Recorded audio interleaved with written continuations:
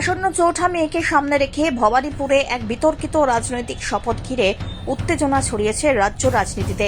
শাসক দলের এক অংশের সঙ্গে যুক্ত বলে দাবি করা হয়। ফ্যাম নামক একটি গোষ্ঠীর তরফ থেকে প্রকাশ্যে এমন একটি মন্তব্য সামনে এসেছে, যেখানে বিরোধী নেতা শুভেন্দু অধিকারীকে বলি দেওয়া এবং রাজনৈতিক মৃত্যু ঘটনার মতো চরম মন্তব্য করা হয়।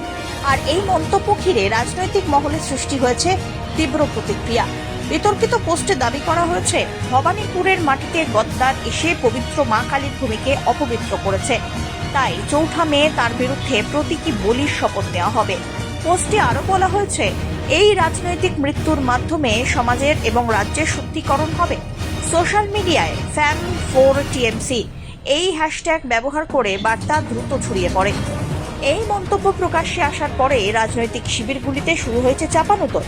বিরোধী শিবিরের দাবি, এই ধরনের বক্তব্য শুধু রাজনৈতিক অসহিষ্ণুতাকেই উস্কে দেয় না, বরং গণতান্ত্রিক পরিবেশের জন্য অত্যন্ত বিপজ্জনক।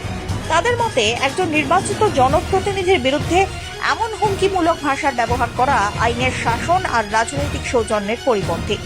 অন্যদিকে শাসক দলের মূল নেতৃত্বের পক্ষ থেকে এখনো এই নির্দিষ্ট মন্তব্য নিয়ে কোনো প্রতিক্রিয়া মেলেনি।